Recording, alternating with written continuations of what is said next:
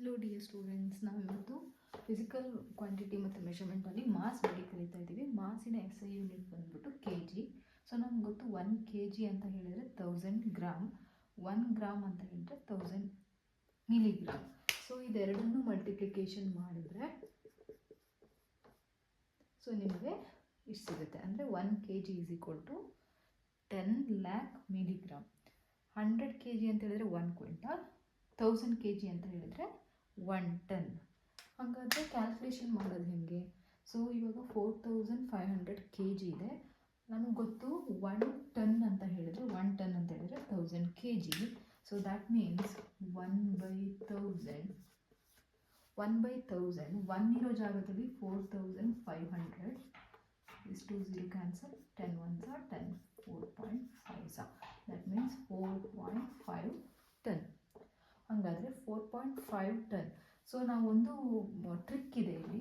K G ಅಂತ ಹೇಳಿದ್ರೆ ಇದು ಸ್ಮಾಲರ್ ಯೂನಿಟಿಂದ ಮಲ್ಟಿಪಲ್ ಯೂನಿಟಿಗೆ ನಾವು ಹೋಗಬೇಕಾದ್ರೆ ನಾವತ್ತು ಡಿವಿಷನ್ ಮಾಡಬೇಕು.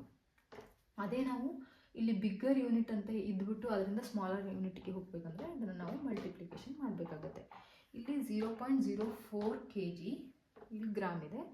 ಆವಾಗ ನಾವು 0.04 kg ಅದನ್ನು ನಾವು 1000ಗೆ ಮಲ್ಟಿಪ್ಲೈ ಮಾಡಿದಾಗ ನಮಗೆ ಇಟ್ ಈಸ್ 40 ಗ್ರಾಮ್ ನಮಗೆ ಆನ್ಸರ್ ಆಗುತ್ತೆ. ಯಾವಾಗ ನಾವು ಬಿಗ್ಗರ್ ಯೂನಿಟಿಂದ ಸ್ಮಾಲರ್ ಯೂನಿಟಿಗೆ ಅಂದರೆ ಸಬ್ ಮಲ್ಟಿಪಲ್ ಯೂನಿಟಿಗೆ ಹೋದರೆ ನಾವಿಲ್ಲಿ ಮಲ್ಟಿಪ್ಲಿಕೇಶನ್ ಮಾಡಬೇಕು. ಆರ್ ನಾವು ಸ್ಮಾಲರ್ ಯೂನಿಟಿಂದ ಬಿಗ್ಗರ್ ಯೂನಿಟಿಗೆ ಹೋಗುವಾಗ ಡಿವಿಷನ್ ಮಾಡಬೇಕಾಗುತ್ತೆ. ಇಲ್ಲಿ 3900 ಗ್ರಾಮ್ ಇದೆ, ಕೆ ಜಿಗೆ ನಾವು ಕನ್ವರ್ಟ್ ಮಾಡಬೇಕು.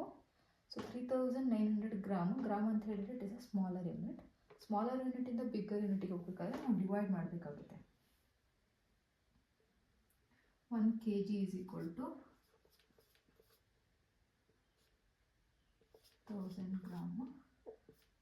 ಕ್ಯಾನ್ಸಲ್ 10 1 10 3.9 ಇಲ್ಲಿ ಆನ್ಸರ್ ಆಗುತ್ತೆ.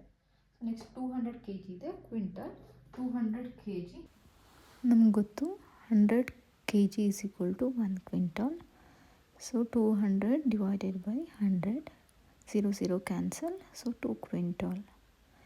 Thank you. If you want any other topic, please comment in the comment box.